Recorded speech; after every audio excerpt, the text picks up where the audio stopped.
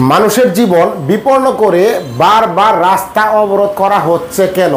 আমরা পরিবহন জগতের লোক এই দাবিটা কার কাছে করব? দেখেন তো, এই ভাইটা যিনি তার সন্তানের জীবন বাঁচানোর জন্য এই অবরোধকারীদের হাতে পায়ে পর্যন্ত ধরতেছে, আর আপনারা অবরোধকারীরা রাস্তা অবরোধ করে ঘন্টার পর ঘন্টা জরুরি সার্ভিস সহ অ্যাম্বুলেন্স পর্যন্ত আটকায় রাখতেছেন। আপনারা কি জানেন যে এই রাস্তাটা অবরোধ করার ফলে গাড়ি চালক সহ সাধারণ মানুষের কতটা ক্ষতি করতেছেন, তাদের জীবনের কতটা মূল্যবান সময় আপনারা নষ্ট করতেছেন? আপনারা তো আপনাদের দাবি আদায়ের জন্য আসেন নাই, আপনারা আসছেন রাষ্ট্র বিরোধী কাজ করার জন্য। আপনারা রাষ্ট্রের ক্ষতি চাচ্ছেন, আপনাদের জন্য রাষ্ট্র কতটা ক্ষতিগ্রস্ত হচ্ছে এটা কি জানেন?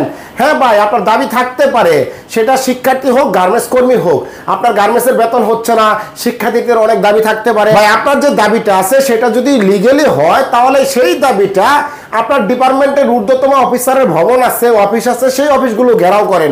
প্রয়োজনে শিক্ষা প্রতিষ্ঠান সহ গার্মেন্টস কোম্পানি তালা মেরে দেন, আর না হলে প্রেস ক্লাবে যান, সংবাদ সম্মেলন করেন, ব্যানার টানান, মানববন্ধন করেন।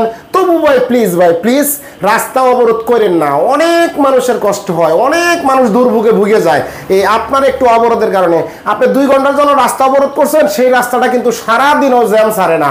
অনেক কষ্ট হয় এই গাড়ি চালক ভাইদের। ভাই আর কষ্ট দিয়েন না। গাড়ি চালক ভাইয়েরা যদি 1 ঘন্টার জন্য সারা বাংলাদেশে গাড়ি বন্ধ করে দেয়, তাহলে কিন্তু আপনি অফিস থেকে আর বাসায় যেতে পারবেন না, বাসার থেকে অফিসে আসতে পারবেন না। তাই প্লিজ ভাই, পরিবহন সেক্টরের লোকদের উপর আর জুলুম করেন না। একটা কিছু হইলেই রাস্তা বন্ধ, একটা কিছু হইলেই রাস্তা বন্ধ। তোমার এই চাই রাস্তা বন্ধ করো, আমার এই চাই রাস্তা বন্ধ করো। কেন ভাই রাস্তাটা এত বারবার কেন অবরোধ করেন? রাস্তায় কি জিন ভূত আছে যে আপনি অবরোধ করলে সেই জিন ভূত গায়েবী ভাবে আপনার ইচ্ছাটা পূরণ করে দিবে? প্লিজ ভাই, যদি ভিডিওটা ভালো লাগে তাহলে অবশ্যই কমেন্ট করবেন, লাইক করবেন এবং জনস্বার্থে শেয়ার করে দিবেন। আসসালামু আলাইকুম।